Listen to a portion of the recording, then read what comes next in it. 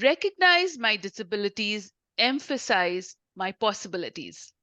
Hello and welcome back to our fantastic series, Neurodiversity with Dr. Banerjee, brought to you by Landmark College, a college underscoring just that thought to educate and pave the way for success for students who learn differently. And educating us on how to highlight those possibilities in our loved ones is Landmark College Learning Disabilities and Neurodiversity Ambassador at Large, Dr. Manju Banerjee. And she joins me now. Hello, Dr. Banerjee. Welcome. I'm so glad to be here. Welcome to you too. Delighted as always to have you, Dr. Banerjee. So, continuing this conversation on talking about neurodiversity to the child, to the community at large, the South Asian population generally has not been very sort of cognizant of neurodiversity up until now. And it becomes a little bit of a problem of broaching the subject with the friends and family if you are in a social gathering and such. So how do you prepare your child to navigate in this community of peers or maybe elders, in the immediate circle of friends and family? How should they explain their condition? Hmm. Yeah, that's such a great question. And I remember experiencing comments about my weight Yeah. uh, in these social gatherings when, well-meaning aunts and uncles tell my parents, why is your daughter so thin? Uh, Uh-huh. you don't feed her enough? Uh-oh. And it's well-meaning, but it can be really difficult, Yes. not only for the parents but obviously for the kid. Very difficult. so Mm-hmm. so let me preface what I'm going to say by kind of talking about a concept. It's called stereotype threat. Mm. And what stereotype threat is you take on the negative stereotype associated with a subgroup or a social group of Mhm. individuals, and then you start internalizing it and acting on it. So, give you an Uh-huh. example. Some of the research has shown that students are generally, and especially girls and Black girls, are not supposed to be good at math. Mm-hmm. And they did this study where they showed these eighth graders, girls who were really good at math, but Yes. they told them just before a test, people believe girls are not good at math, but you girls are very good. I'm sure you'll show them. And all of Mm. them didn't do well on that test. Oh. So this is a stereotype. You start believing the negative stereotype Yes. associated with that subgroup. Mm-hmm. For many of our students, sometimes the negative association with being neurodiverse really comes out in these family gatherings and uh, gathering of friends and Yeah. community members. And it's a difficult path to navigate. Mm-hmm. So, to the extent that parents can actually prepare their child to how to respond in a dinner party or a Super Bowl game and Yeah. so on, can really be very helpful and Yes. really prevent them from kind of absorbing this stereotype and becoming Mm-hmm. a victim of the stereotype threat that I just talked about. Yeah. So, how a student is doing in school is often the topic of conversation at dinner parties among Asian communities. You Mm-hmm. know that. Yeah. There will always be somebody who will be talking about, oh, my son got this award in the math Yes. Olympiad, and my daughter reached this in the spelling bee, and Mm. so on. Right. Showing And off. Mm-hmm. showing off. Yeah. Exactly, exactly. And and you can almost visualize the face of the parent and the son who's neurodiverse kind of getting smaller and Mm. smaller because they don't have the language to respond with it. And it gets worse when Yeah. the kids are by themselves. Right. And there's this particular kid saying, so I got all these awards. What award did you Yeah. get? Yeah. The peer group especially can be really mean. Really mean, Yeah. really mean. So, you one of the things we talk to our students about is what's called rule to self. Make some rules for yourself Mm-hmm. and be prepared for these situations. Like your rule could be, Mm. if I find what this kid is saying is offensive and hurtful, my rule is going to be I'm going to ignore, or I'm going to pull out my phone and just engage with my phone, or I'm just going to say, oh, that's great for you. I do a lot of other things in school, and my teachers are very happy with what I do. So Mm-hmm. just having that script, and I'll give you a real personal example. Yeah. I got my PhD later in life. And I remember where I was working, one of the consultants, young guy, must have been about 20 years younger than me. Mm. He says to me, well, where did you get your PhD from? And Oh. I didn't have my PhD then. Huh. So I was forced to say, I don't have my PhD. Yeah. But I have thought so much about it. Had I been prepared for a question like that, I Yes. would have given a different answer. Mm. The bottom line is, don't let your son or daughter get surprised by peers who may be bullying or maybe showing off, Yeah. and have them create these rules to self, which they can use both the script and action to, Mm-hmm. to not be put down on in That's a the. very tangible suggestion. But when should they start doing this? Is there like a particular age that you do this at? Yeah. So again, obviously, it depends on the age of your child, and the approach is different, whether he or she is in elementary grades or is a Mm. teenager or even a young adult, like myself when I got this question. Yeah. Uh, the important thing is to bring it up. And then the next question somebody asks, well, when do I bring it up with Yeah. my child? And there's no kind of a formulaic answer. Sometimes it's important to bring it up in the moment. Mm-hmm. Like, I remember someone talking and saying to another peer, oh, I'm smarter than you. Ah. And this kid was just, you could see from his face, Yeah. he was just shrinking into himself. Yes. And that may be a moment to intervene, or Mm-hmm. maybe later when you're in the car going back from the party.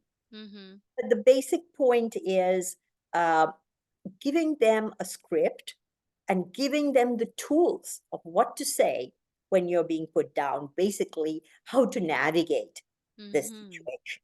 Yes. And sometimes you talk what's called in the moment or at the point of performance, and sometimes you figure out when is the right time to Time. bring it up. Mm-hmm. But But the main point is not to sweep it under the carpet, but have it out there, front and center, so the child is aware and knows is equipped to really respond. Mm-hmm. exactly, and model the behavior. Yeah. So if you're sitting with all the ladies at the dinner party, Hmm. and one lady is going on and on about her son or daughter, got into Harvard, did this, did that, the usual. Yeah. You model the behavior if your kid is around, and Mm-hmm. you say, I believe in taking the high road. Yeah. So to say, that's great, that's wonderful. We're all different and we do all do different things. And my kid is terrific at helping me with cooking and Yeah. or whatever. But Mm-hmm. but you kind of gauge how the situation is. It is not, don't do a tit for tat, Mm. but be prepared to anticipate Yeah. these situations. Yes, yes. So, folks, if you are just joining us, you're listening to Neurodiversity with Dr. Banerjee, brought to you by Landmark College, empowering students, transforming education. That's Landmark College, a community designed exclusively for students who learn differently. And you can find out more about their Bay Area Success Center right here in San Mateo at landmark.edu/success center. And the number to call them 408-505-4170. And we're talking today to Landmark subject matter expert on neurodiversity, Dr. Manju Banerjee, and we're talking about how to talk to the child if they are neurodiverse, and how to really prepare the child to talk to the community at large, and to really be upfront, and the strategies to employ, because that can be a tricky subject. So, Dr. Banerjee, what are the other best practices for bringing up this topic of neurodiversity with your son or daughter? Absolutely. So a best practice that I really believe in is modeling the behavior you want your child to Mm, follow. So that's really, really important. mm-hmm. If you're behaving in a way in your community that is positive, Yeah. that is forward looking, and that is not negative in terms of the perceptions of neurodiverse individuals, then your child or daughter, you may think they're not looking at you, but they will be watching. Yeah. So modeling is very important. Mm-hmm. I think equally important as a best practice is don't show disappointment. Ah. Let's say your child comes back with a really poor grade. I mean, yes, you're disappointed, but you want to moderate how you express yourself Mm-hmm. in front of your child. So the way to look at it is, well, what can we do differently? How can I be of help? It's really, really important that uh, we don't take over doing their homework or Mm. projects and other things in an attempt to help them uh, Mm-hmm. better, but help to facilitate reaching that goal, Yeah. whatever the homework goal might be. So that's really important Mm-hmm. in terms of a best practice. Mm-hmm. Another best practice, which I think I should have started with first, is communicate, communicate, communicate. Mm. So important. And there's so Yeah. many different ways to communicate. One thing I want to point out, Yeah. communication doesn't have to be words. Yes. It could be body language. We communicate through our body language, Right. through physical presence. So Mm. just being there while your kid is working on their homework, or just making sure that you're not out partying while the kid is staying at home, the teenager doing homework, because very likely they may not be doing homework Yeah. because they're emulating your behavior of and having a good Yes. time. So Mm-hmm. those are the little things, again, practical tips and suggestions and best So practices. communicating, modeling, and not showing the disappointment, Exactly. right? Those are Exactly. critical. Wow. Exactly.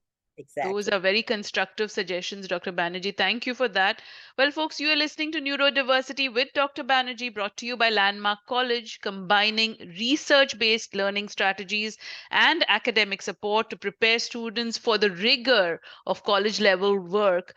Landmark College is based in Vermont with a terrific success center right here in San Mateo. And you can find out more about their success center by visiting landmark.edu/success center or call them for an appointment at 408 505 4170. That's 408 505 4170. And we're talking about how to talk to family and friends about the neurodiverse condition your child is experiencing and how to equip them to really face the community and come out confident and strong while doing it. So, Dr. Banji, what advice do you have for parents on addressing learning challenges with their college age students? Yeah. College age teenagers is a whole different whole population. Yes. whole different ball game. Yeah. Yeah. Yeah. Now, I remember one of the things when I was at Landmark, Yeah. we used to talk about Landmark creates a safe space to fail. Mm, Let me repeat, I it is love a that. safe space to fail. We Mm-hmm. all learn by trial and error. We learn by failing. Failure is a way to learn. It is an opportunity. So parents should be really careful that they're not focusing on failure only as something negative. Mm-hmm. And within the house, creating that safe space. And failure is okay. Mm-hmm. But you asked me a question about college students. Yeah. So here's the point. College is when students are kind of starting to explore their independence and growth. They want to fit in. They want to be part of a peer group. And parents are not part of that peer group. But for the past 16 years, parents have been very involved in their kids' studies, sports, games, on and on. Mm-hmm. Now they have to disengage, and that becomes very difficult.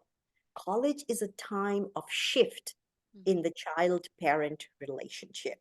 Yeah. It's for everybody, but it's especially acute for neurodiverse individuals. Mm-hmm. Mm-hmm. And there's this terminology in the field, we talk of helicopter mothers who are Yeah. always hovering around their kid, Yes. or even Apache helicopter Yeah. mothers who are even more intensive. Yeah.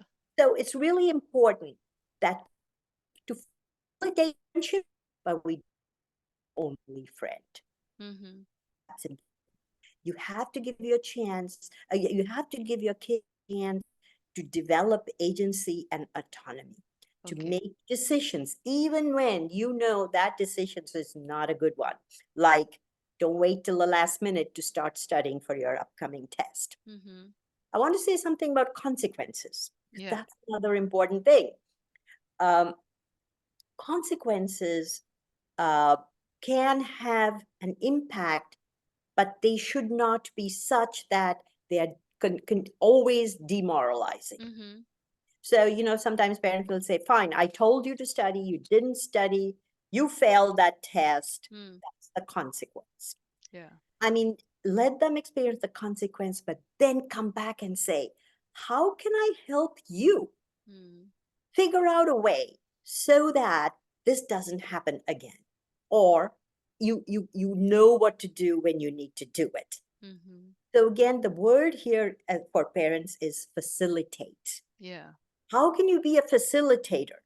Not the doer of the project or the Right. home, but the facilitator. You have to control the urge to just jump in there with both Yes, feet and get into yes. the process. So be a little detached from the situation, I Yeah. think. So even the college search process, we often hear of students say, oh, I wouldn't have come to Landmark. It's my mother who dragged me here. Mm-hmm. And now I'm so happy Yeah. that she did what she did.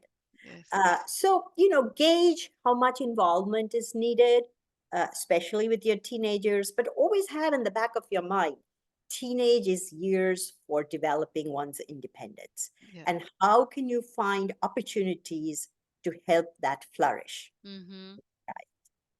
And especially when you're at Landmark College, you can give them every opportunity because, like you said, it's a safe space, right? It's a Yeah. safe space designed to that they can fail and then get up and go back at it Yes, again. So you're not put down for yes, getting a poor grade.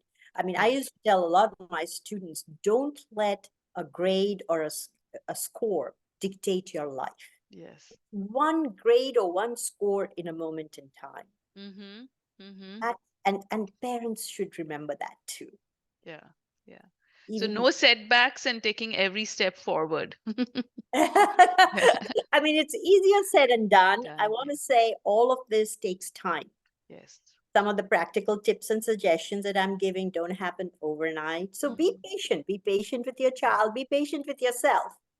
But remember, the goal is there's a light at that end of the tunnel. There is, yeah. And like you said, patience is critical again. It is the Yes, one thing that can take you through the entire situation and change it for you. absolutely. Hmm. Absolutely. Hmm. Yeah. So, again, folks, you are listening to our conversation on neurodiversity with Dr. Manju Banerjee, brought to you by Landmark College, offering associate and bachelor degree programs in the liberal arts and sciences. Landmark College is a private college in Vermont designed exclusively for students who learn differently, including those with a learning disability, with ADHD, autism, executive function challenges, dyslexia, and more. And you can find out more about their Bay Area Success Center in San Mateo by visiting landmark.edu/success center or just call them at 408 505 4170. And we're talking to Dr. Manju Banerjee about how to approach neurodiversity and especially in the community, South Asian community, how to really equip your student to talk to the community, whether it is the elders or the peers in the community, and to come away really strong, while talking about it. So, Dr. Banerjee, of course, this condition has its impacts on the student, but often on the parents as well in terms of their relationship as well. And many a time, parents don't see eye to eye on how best to support their neurodiverse student, right? So, what advice do you have in a situation like this? Yeah, what a great question. Yeah. Yes, and we'll often have a situation where one parent's approach is much more disciplined, maybe strict, particularly around studying and study time, whereas the other parent is more lax. Mm. And, it does create some confusion and some tension in the Yes. family, especially when one parent is, really asking for certain rigors in Yeah. terms of studying, whereas the other parent is saying, "Oh, what does it matter? It's fine. He'll do it later," Mm-hmm. Mm-hmm. kind of thing. So it really does create some confusion. The key I feel is, and this is there's no point saying don't get into situations like this, Yeah. because we do. Yes. A family unit is a dynamic unit, and we are Mm-hmm. all different individuals. So Yes. yes, of course that can happen. What I would suggest, if possible, is that the approaches should be complementary rather than contradictory. Mm-hmm. What do I mean by that? Like, if you can find as parents for parenting your teenage, let's Yeah. say your teenage child, and because teenage years can be difficult, is to find that complement each other. So as, let's say, you had a difficult time, and I'm being stereotypical here, your Mm-hmm. father's insisting no more play, video games on your phone. Mm. You have to sit down from 6 till 8, do your work. And the kid, very often, because it's been imposed on them as a negative, Yeah. they're not really engaging in whatever homework it is, or so what the mother can do in that place, and this is what I mean by complimentary, say, look, I'm going to be sitting here doing my work, Mm. or I will be, whatever the work is, may not be Mm. sitting, you may be in the kitchen. Yeah.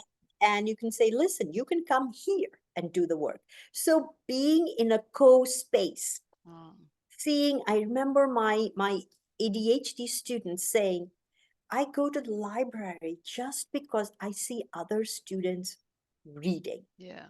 And Yeah. that kind of engages me. Mm-hmm. Otherwise, if I was sitting in my room and Yeah. reading, I probably wouldn't do it. So Right. that's the idea. I Yeah. mean, be there for your child. Mm-hmm.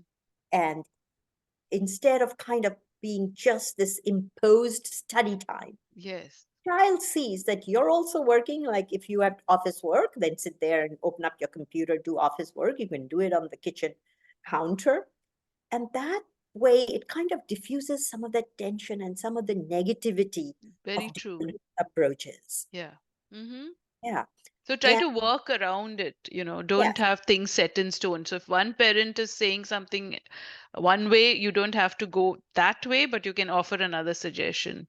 yeah, yeah. You can Complementary. Mm-hmm. exactly, complementary approaches, not that they're contradictory. Contradict. Uh, Mm-hmm. and I apologize to my fathers in the audience. I don't mean to stereotype that fathers are more strict than mothers, but it was Yeah. just Just an an example. just an example. It could be Exactly. vice versa also. It could be, absolutely. Yeah. So Mm-hmm. what I find is, especially when there's this disagreement, Yeah. then parents can also, I talked about communicating with your child, communicate among each other Mm-hmm. and come up with some options Yeah. that both of you feel are comfortable. Remember one thing, more time doesn't automatically equate to better results for studying. Mm-hmm. So it is effective studying Yeah. within the context of the profile of the neurodiverse child. So someone with ADHD might need a break every 20 minutes. Now, the father maybe can concentrate for 2 hours without getting, Yeah. but be flexible. Once you start Uh-huh. understanding the profile of neurodiversity, you can be much more flexible in your approach, and that creates for a much more harmonious space to learn. Mm-hmm. Yeah, Wow. I feel like jotting down every point. They're so rich, and that works for anybody, not just neurodiverse exactly. parents. So really great suggestions. Dr. Banerjee, so much to talk about, but almost out of time. Thank you so much for your very constructive and practical suggestions. Much appreciated, and always looking forward to continued conversation. So thank you so much. Thank you. Thank you, Vijaya. This has been a lot of fun. Absolutely. Landmark College is on hand to help you every step of the way. If you are a neurodiverse student or the parent of one, visit landmark.edu/success center to learn more about their Bay Area Success Center. Call them at 408-505-4170 or just log on to landmark.edu/success center. If you have questions on any aspect of neurodiversity for Dr. Banerjee, send them to me at vijaya@radiozindagi.com. That's VIJAYA at radiozindagi.com. And join us every Thursday, 3:30 to 4 p.m. for another enlightening edition of Neurodiversity with Dr. Banerjee, brought to you by Landmark College. I'm RJ Vijaya for now. Keep listening to Radio Zindagi. Ji